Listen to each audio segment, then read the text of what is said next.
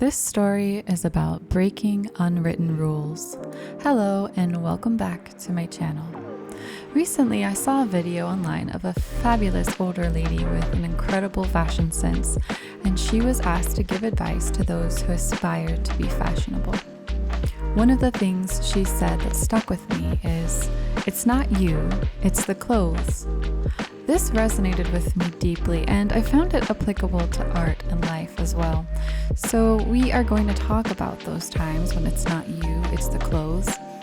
I'll be painting daffodils, the birth flower for March, and working on another special project, which you will see shortly. And in both projects, we will be breaking some rules, having some fun. So come on, hop in, and let's heal together. For one thing, my clothes actually have been on my mind, and it's been that way for a long time. See, I've been pregnant and or breastfeeding for 11 years straight now. If I would have known back at baby number 1 or 2 that I'd be having 5, I might have invested in some nicer maternity and nursing clothes and kept them throughout. But of course, hindsight is 2020, and I didn't do that at all. For me, postpartum is like my luteal phase times 100 when it comes to disliking all my clothes and feeling like there's nothing to wear. On top of that, days go by sometimes where I don't look in a mirror at all. Especially in the newborn days, comfort and nursing access are priority, and all other clothes no longer exist to me. The only time I was ever able to slip back into my pre-baby millennial skinny jeans was after my first baby, and that never happened again. Each time I got pregnant again, I'd stash away my old clothes so they were out of sight, out of mind. And for most of this past decade that I've been a mom, I'd grab the easiest comfort clothes I could still nurse in and put it out of my mind. I didn't dare admit that I dreamt of looking beautiful and dressing well when there were so many other matters that seemed more important than spending time and money on something so material as clothing. I had built my ego upon being low maintenance, easy, and unfussy. Anyway, the prospect of shopping or making the time to take care of myself felt unattainable, so I didn't try much. Though I envied lovely women and wondered when I might be able to look that lovely, I pretended I didn't care most of the time. Surely there were times when I did try. I did have a job I had to look nice for, but for me, those clothes were just a uniform. I didn't get much joy out of getting dressed, and I'm sure it showed. But there were times my husband and I would have a date, and boy, some of those days were heartbreaking. I would spend ages in my closet trying on anything and everything to feel like myself again, to feel pretty, only to end up in a hoodie and leggings holding back tears because nothing fit or felt right. Between the physical changes and maturing from a young 20-something party girl to entering my 30s, my closet was on the same page with me less and less as the years went on. And I found it hard to repopulate it with things I loved. Though I purged my closet once a year or so, and I did go on some small shopping sprees here and there, I was still playing small, much like my desk story. I felt so guilty spending money on myself for something that I worried was too trivial, especially when other aspects of my life didn't feel put together. I'd tell myself I'd put my wardrobe together when everything else was put together.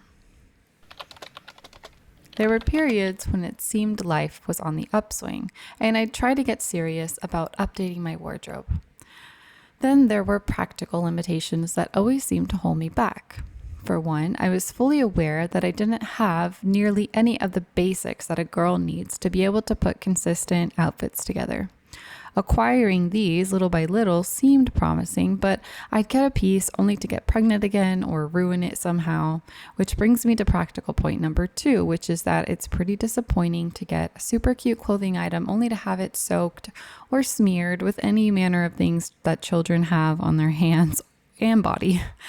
Plus, I'm a fairly clumsy person as well, so it wasn't all their fault either. I make plenty of stains without their help. I figured it just wasn't in the cards for me to look cute and put together. Let's put a pin in that thought though, because there is something deeper hiding behind the idea that no matter what, I wouldn't be able to achieve liking the way I dress. But thirdly, I went down a rabbit hole for a few years on color seasons and defining my body type. At first, I felt like this was the reason I had felt so uncomfortable in my clothes for years was because I had somehow been doing it wrong. In the end, though, after months of research and experimenting with the color seasons, it left me even more confused and frustrated than I was before. I expressed my frustration to a good friend of mine, and she reminded me that there are no rules and I could dress in whatever color makes me happy. I mean, duh, why didn't I think of that? Well, let's unpack it.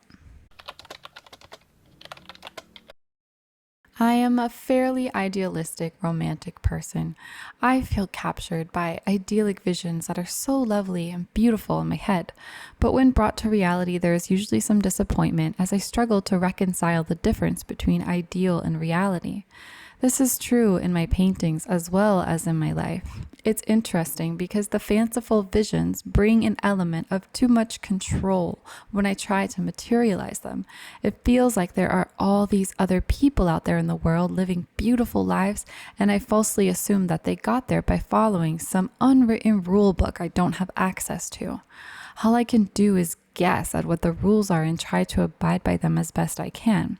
So I end up trying to fit a square peg into a round hole, rigidly following made-up rules to try and fit in or feel satisfied with myself as I stretch myself toward fantastical visions.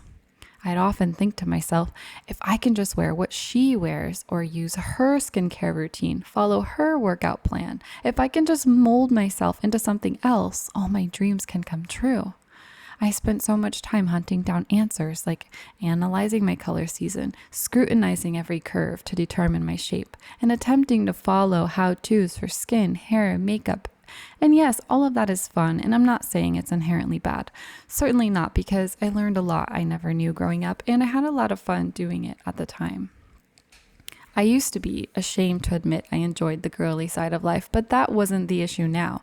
The issue was overthinking and applying too many rules and not letting my true essence be free. If I peel back the layers just a little bit deeper on myself here, I remember the little girl that was bullied in preschool for having the wrong clothes and wrong color hair and eyes. I remember my grandma worrying I would embarrass her when I didn't appear dressed to her standards. I remember wanting to dress cute as a teenager and not being able to afford the brands the kids at school wore and feeling less than. There's this imprint on my soul that no matter what I do, it's all just lipstick on a pig, and everyone will see right through it to the barefoot, ragamuffin, free spirit child living inside me.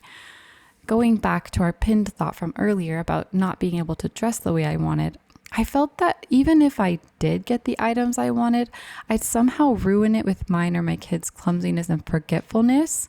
And so here's the deeper thought. I shouldn't trust myself with beautiful things.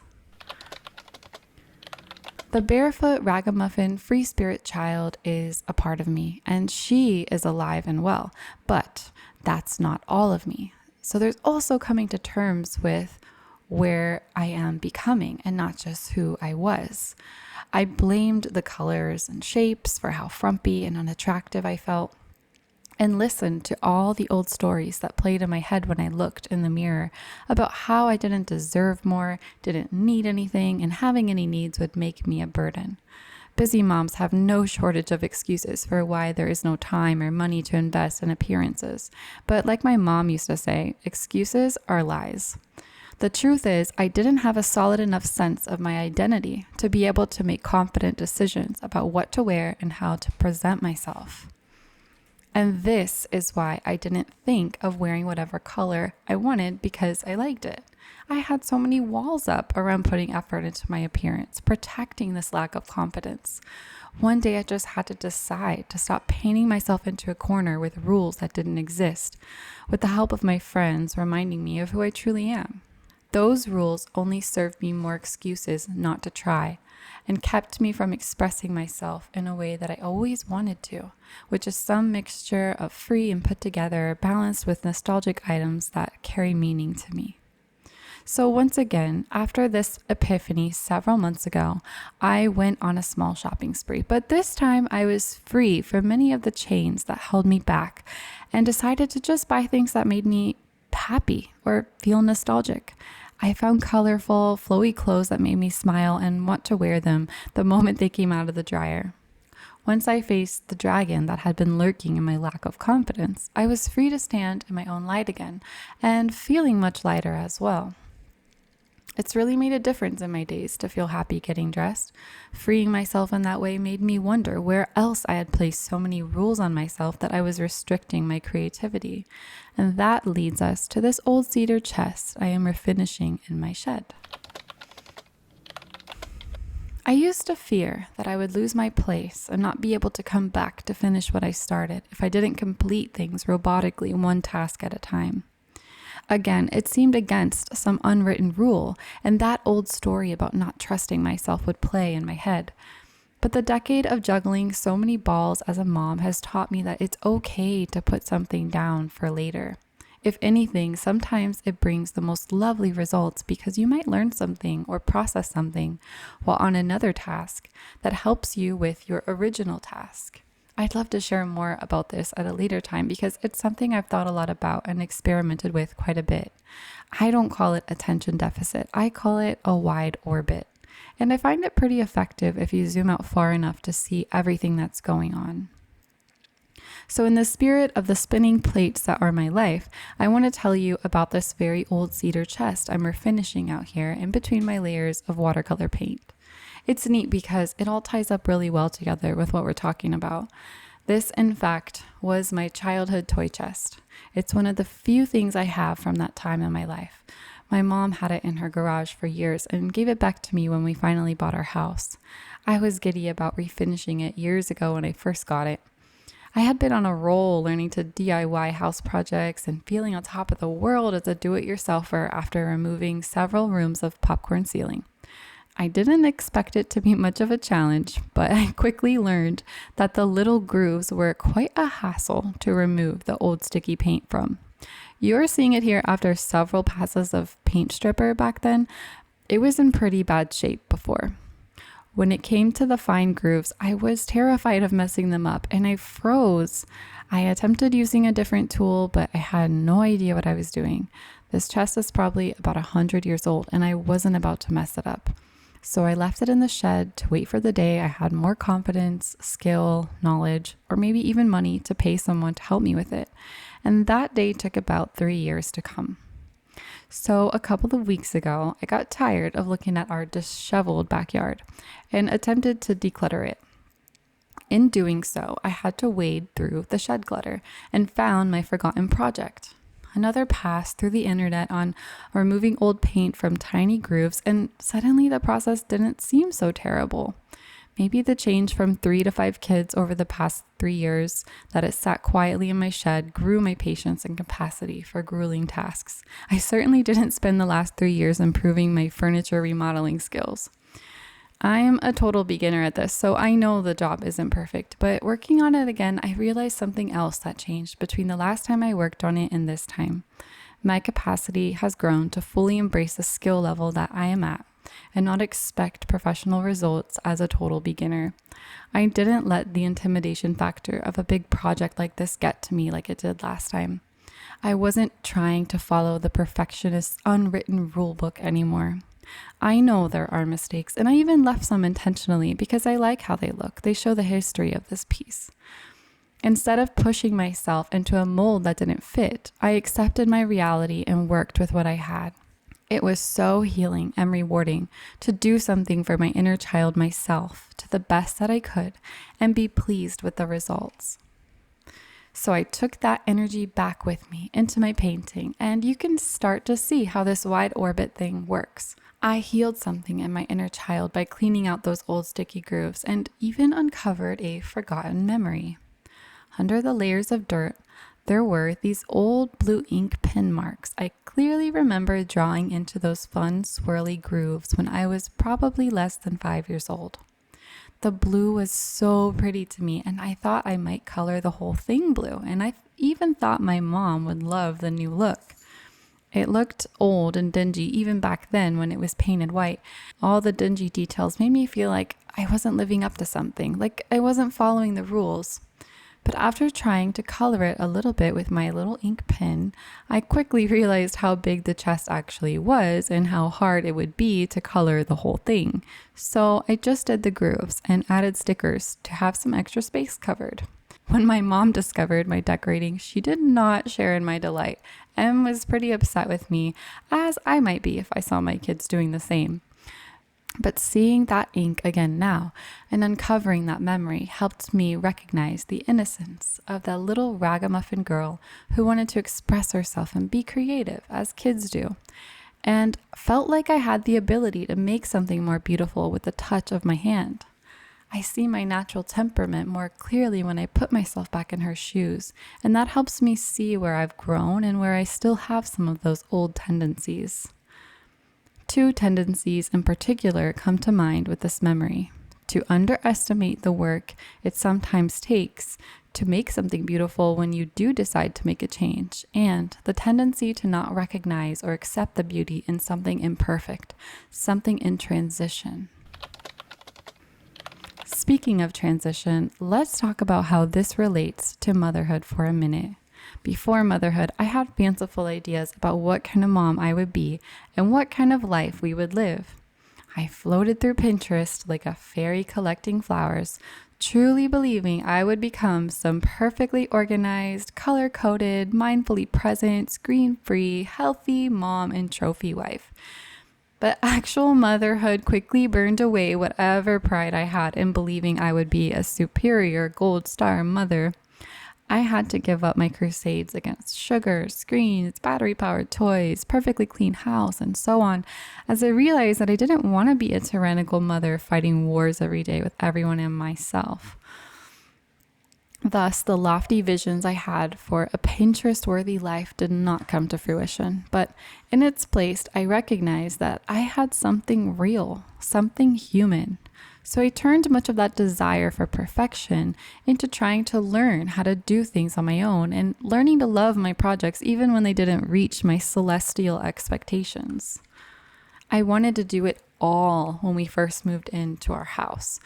I had notebooks full of plans, lists, outlines for rooms and renovations, and I wanted it all done yesterday. Though I was pregnant with 3 young kids and homeschooling, I was up on a ladder scraping down popcorn, painting walls, and spending every evening at YouTube University trying to learn how to become my own general contractor overnight. I bet you can guess that my pace was not sustainable. I did a fair amount of projects, but I didn't end up becoming the renovation Wonder Woman I envisioned. Everything was harder than I thought, and progress was slower than I liked. So I dialed it back and had to accept the house for how it was so I could focus on our 4th baby that was soon to come back then and learning how to be a stay-home mom, since that was new to me as well. There were homemaking skills I simply didn't have to achieve even half of my Pinterest mom vision status, even though much of those dreams were long dead. I read books and looked up to large family moms on YouTube to figure out their secrets. And to my disappointment, I couldn't just imitate them and become a great stay-at-home mom from watching a few videos. Cooking, meal planning, cleaning, organizing. There are so many huge learning curves in life and motherhood, and these skills don't usually sprout overnight. Not to mention all the emotion regulation and nervous system work that has to take place to become a balanced mother. I had little patience for the process of becoming a good mother, and I would get really down on myself. I wanted my vision to materialize instantaneously because admitting how inexperienced and novice I was at all things in life was too painful to my fragile sense of self. I didn't want anyone to see my messy home, my laundry mountain, my disorganized life, and know that I didn't have it all together when I wanted so badly to be great at it all. In those days, I often couldn't get a grip, couldn't understand why my little blue pen marks in the grooves of life weren't making everything beautiful, and I got caught up in negative thoughts about myself rather than seeing the big picture. I spiraled round and round for years, trying to figure out what was wrong with me, not realizing that it was a simple lack of skills that takes time to develop. It wasn't me, it was the skills. There's a laundry list of blame I could attribute to my lack of confidence too, but I am not sure any of that matters. In the words of Daenerys Targaryen, if I look back, I am lost. Little by little, more of my pride is burned away. And the more I learn and the more skills I acquire, the more I realize I don't know much at all. And that in itself has freed me from the unrealistic expectations I set on myself as a mom. So I admit I was incredibly intimidated by these little yellow flowers. I went on a YouTube loop seeing every which way other artists had approached them. As expected, I found a myriad of ways of approaching it.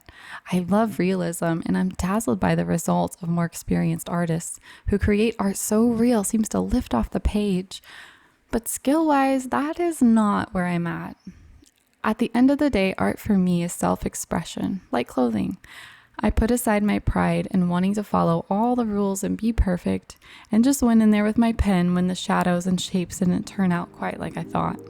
And I actually love how this turned out. It's somewhere between putting in the work and the layers to make something beautiful and accepting where I'm at without judgment.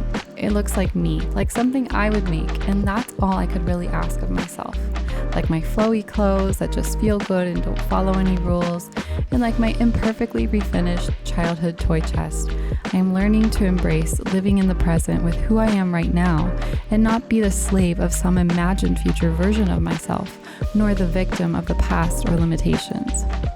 So go out there, break some unwritten rules, and remember, it's not you, it's the clothes. Or if you're talking watercolors, it's probably just the paper, honestly. Loosen it up, buy the flowy pants that make you happy, finish that DIY project imperfectly, and enjoy life. Thanks for watching, and all the love to you and yours.